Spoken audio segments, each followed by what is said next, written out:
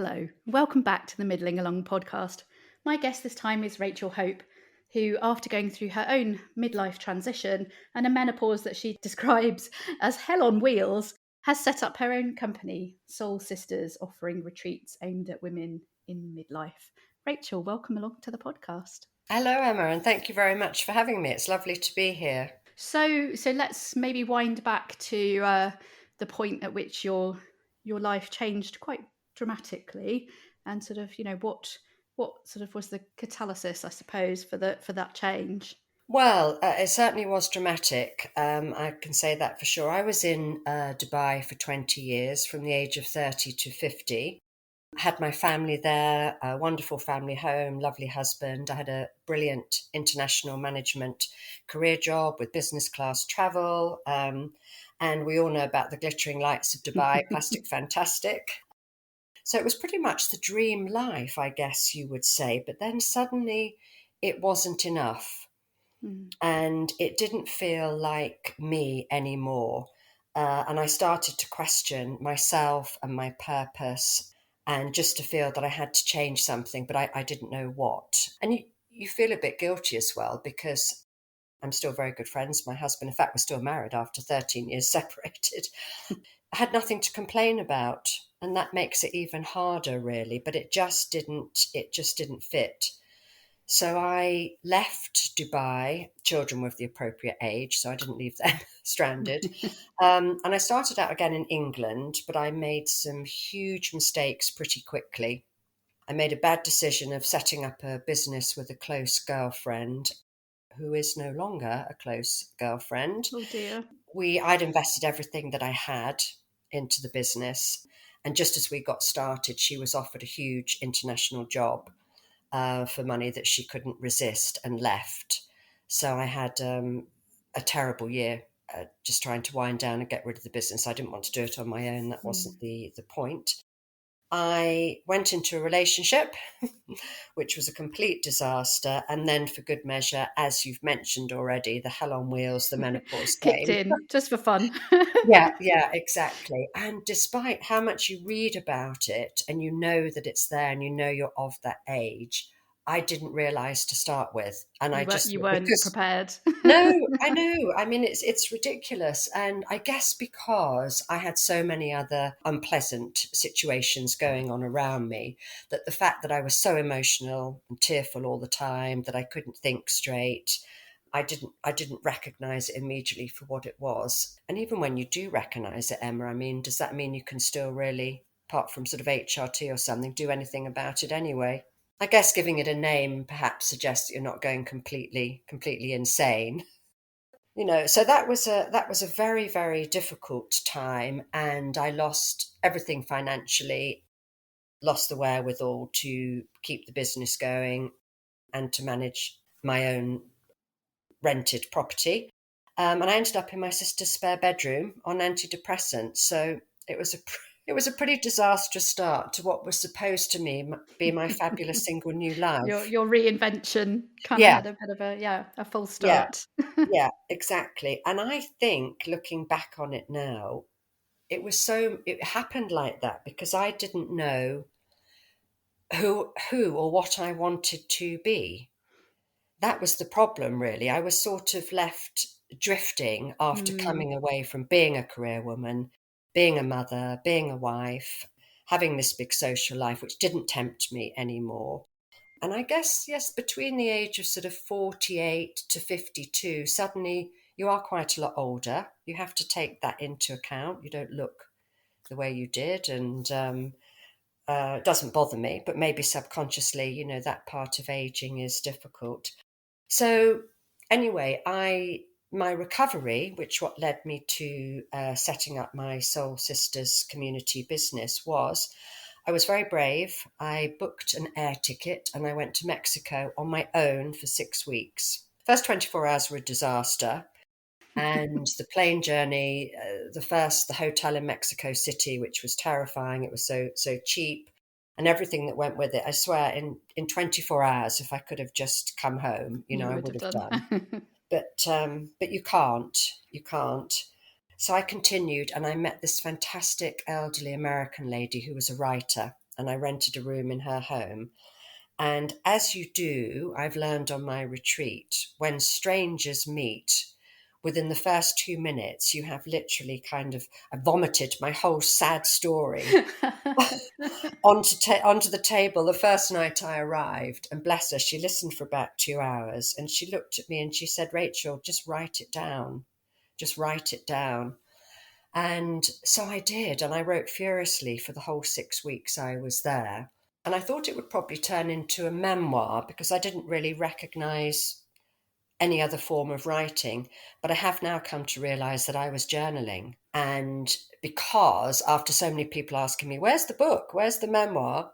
It's not finished because I've been doing it now for about 8 years, that it very much is journaling. And the power of the pen, as the famous, I don't know if you know her, Emma, but the famous American elderly author now, Joan Didion, I do, yeah. she is fantastic. And she said, I write to know what I think. And by writing everything down, it really helped me to make sense of what had happened. So actually, in a roundabout way, that's how I came to journaling.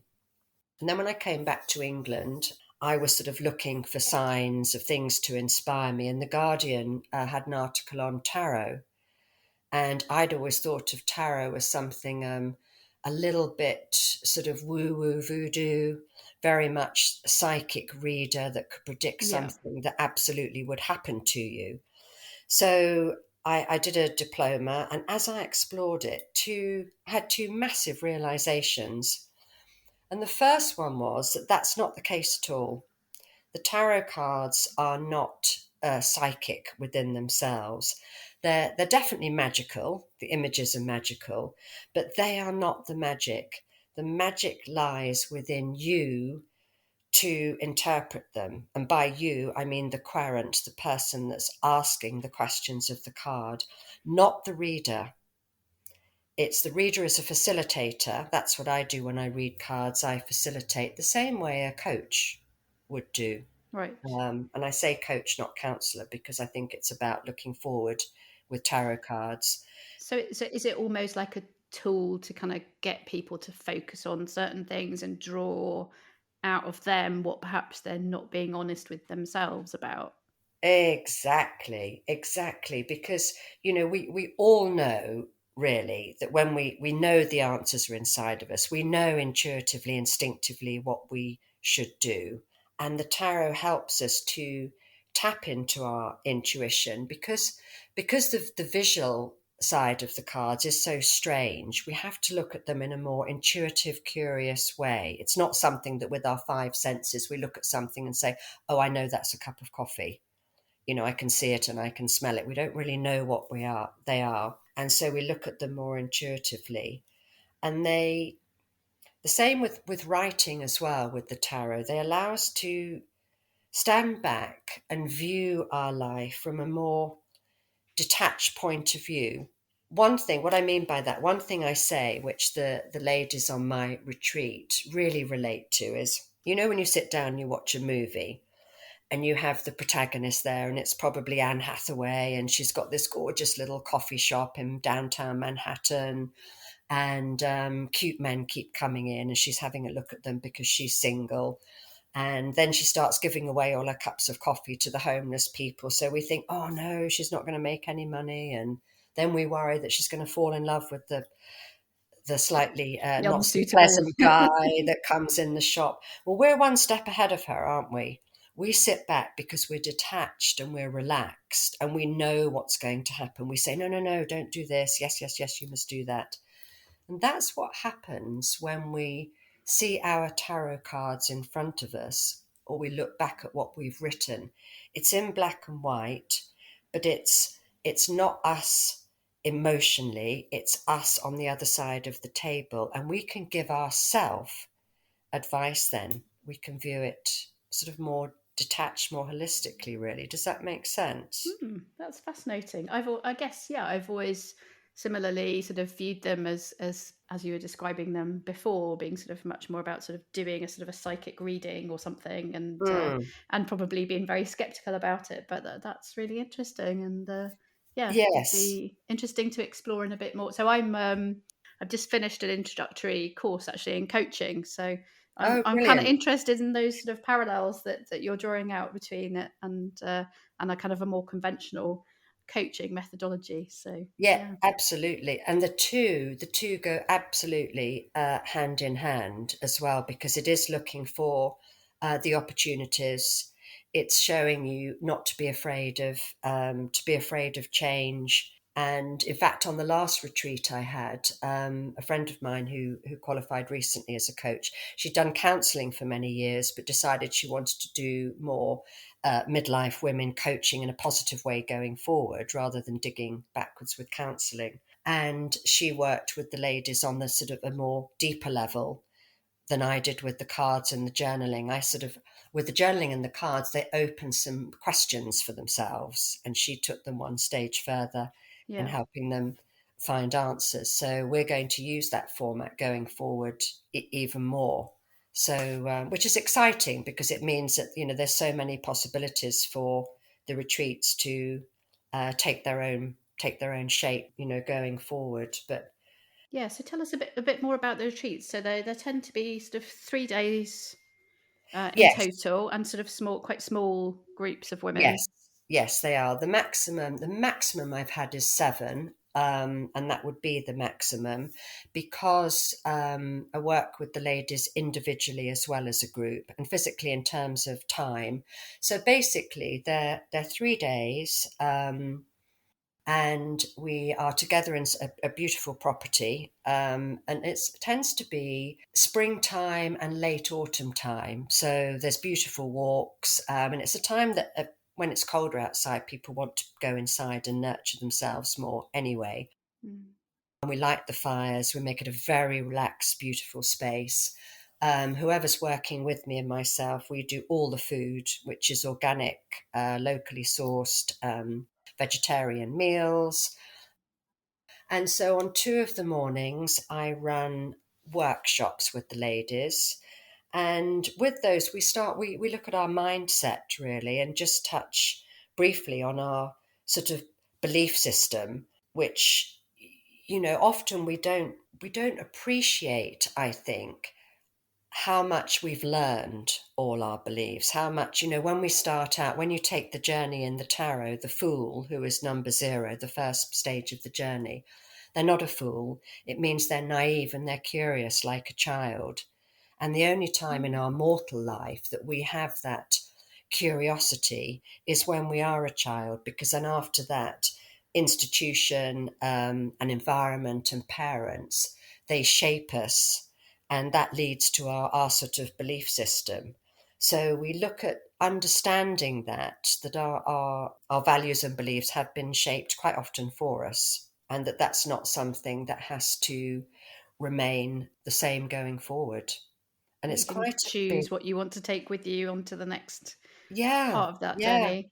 exactly. And it's like all these things, isn't it? It seems so obvious when you talk about something, but until you really put it out there and recognize it, and uncertainty feels quite threatening. And so the brain tries to understand what's happening and fill in the unknown gaps. And it does that, doesn't it, by sort of basing it on past experiences. Well, that happened before. This is going to happen Mm. again if I do that. And then we go down this self fulfilling prophecy route and end up getting what we inadvertently attracted because we imagined it so hard to be what would happen. I mean, the law of attraction is fantastic, but it also brings negative things if we think about them too hard. So it's, I think, to stop people working backwards, looking at the worst case scenario, which we do that. It's human nature, isn't it, to keep ourselves safe. We say, if I do that, what's the worst thing that can happen? Yeah, Well, we're that's just not. protecting ourselves. But sometimes, yeah, as you say, in protecting ourselves and keeping ourselves safe, we're limiting ourselves and Yeah, stopping yeah, locking down that potential. So yeah. so yeah, is there a sort of a, I guess, a sort of typical profile of somebody who would come along to these events, or is there kind of Well, people dealing with sort of different kinds of stuck situations, or sort of trying to figure out, yeah, where they're sort of going in this second chapter? of Yes. life. Yes. Well, a lot of interesting points there. I promoted my first retreat as Rewrite Your Midlife Journey. So I had all midlife women. I had quite a few ladies ask me first, what does midlife mean? That in itself was interesting. I thought about that and I thought probably from late 30s, 40 onwards. I'm 60 in April. I consider myself midlife. So it's quite a big span, really. Then you mentioned then sort of second chapter. Well, in my memoir, I saw it very much first half of my life up to Mm, 50 and then second half of my life. But one thing the tarot teaches you is that we have many journeys within our mortal journey. So actually, we start again at the beginning and do not necessarily dramatic things. It can be a new job within the same marriage or something, but we have many journeys, not to see things quite as so black and white. The ladies that come, what they do all have in common is they feel stuck and they don't know why. They're in a situation that no longer serves them. And they sort of find themselves out of alignment with who they really are. And whether that's because of age, whether some circumstances have changed in their life, empty nesting, mm.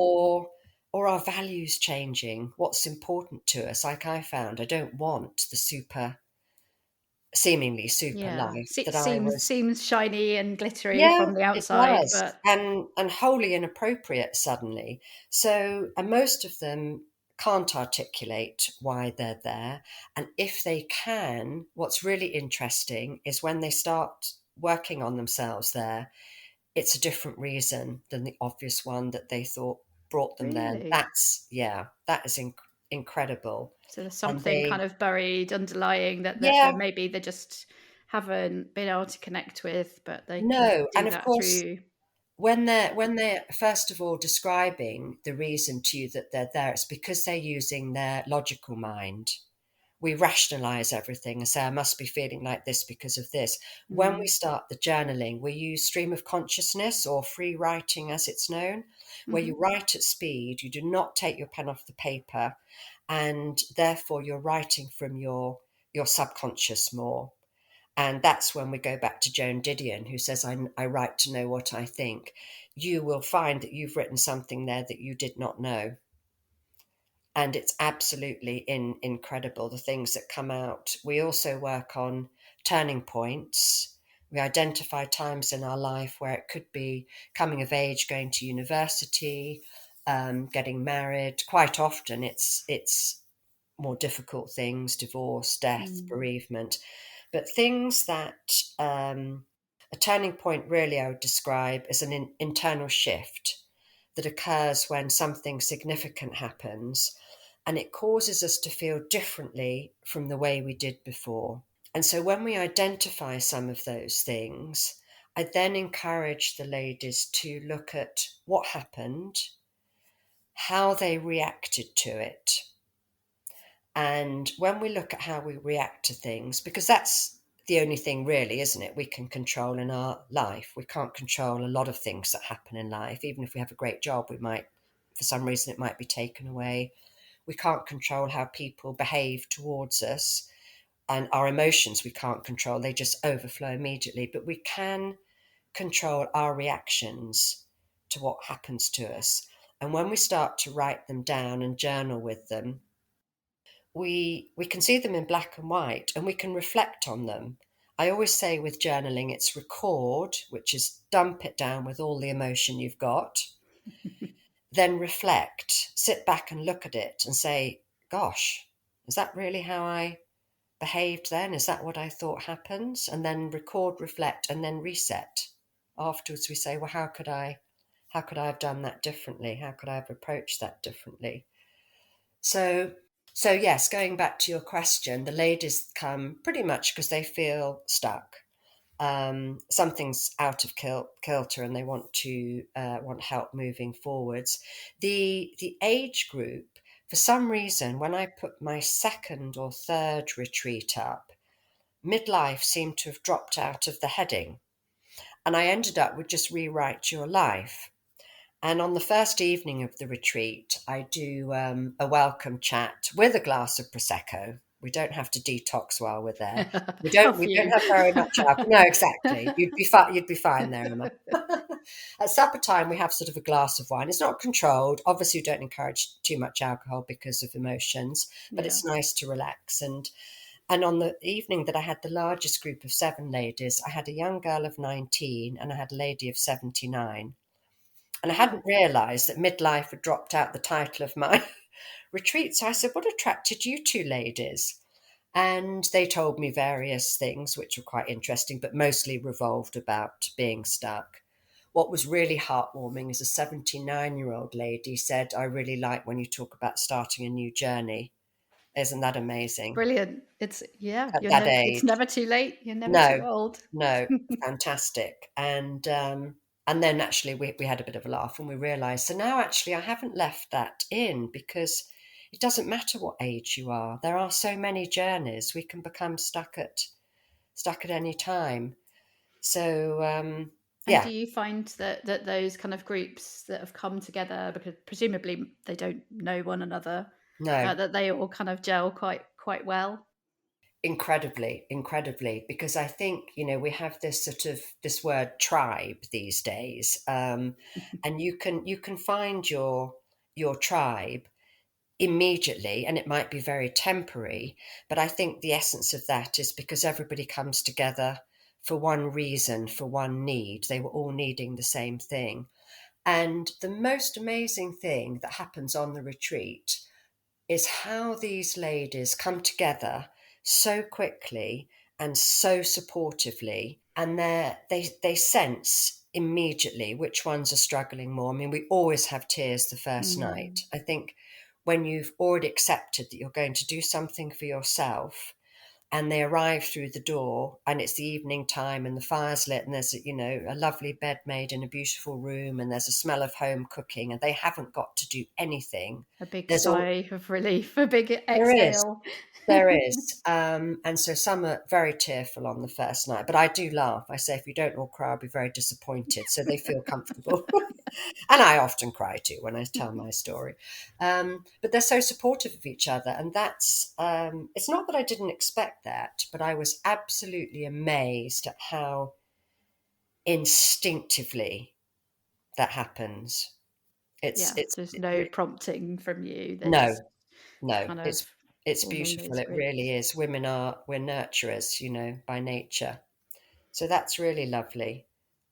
Yes, you can come with a friend.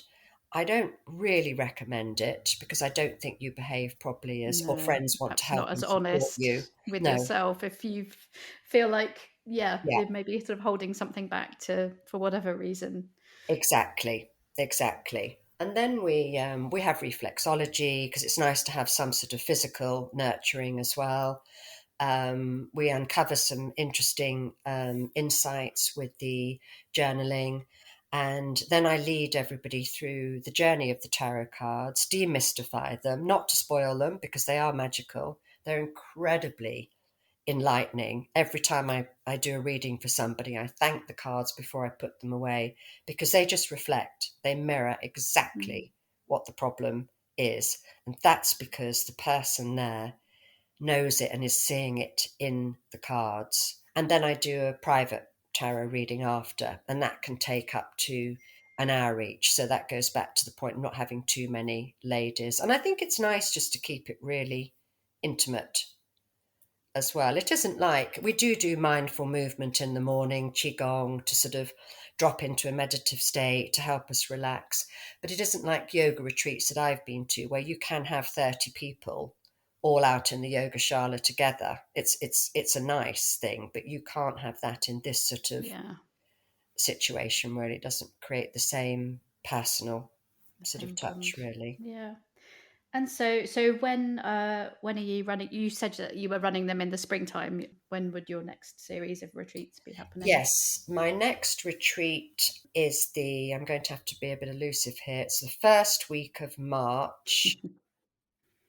I think it's For about the 7th of March. But all the retreats are all mentioned on soulsisterscommunity.com That's my I'll website. pop a link up in the notes from the Oh, show. well, lovely. Thank you. Yeah, so they're in March and April.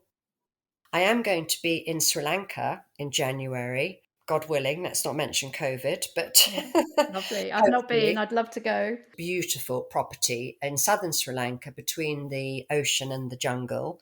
And it's just for ladies, takes about 10 ladies. So, encouraging people, solo travelers, women that might not be so comfortable traveling on their own. Hmm. I'll recommend the flights. They'll be collected from the airport. And there will be some journaling and tarot, but it won't be prescriptive. We will be visiting the monks at the Buddhist monastery. We'll be whale watching, connecting with nature. We'll be nurtured. There's a lovely in house chef who will take us to the market and teach us some Sri Lankan dishes. Am I making you jealous? Yeah, yeah. I'm there. I'm there. In my head. I'm there already. I know, Like, I know. So that I can tell you is on January the 8th to the 18th. That's also on my website. So that's, yes, that's a more relaxed environment. But that came about really as well. A lot of the ladies on the retreat talking about Christmas can be quite an emotional, tricky time. Quite a few of the ladies of midlife age are wanting to leave their partners mhm. or situations at home. They're looking for change there. So I think escaping to a completely different environment, to a different culture is Getting a a bit of great headspace. opportunity. Yeah, exactly, exactly, to do things differently. So I'm very much looking forward to that. Recharge my batteries and get back for my UK retreats in March. Sounds delightful.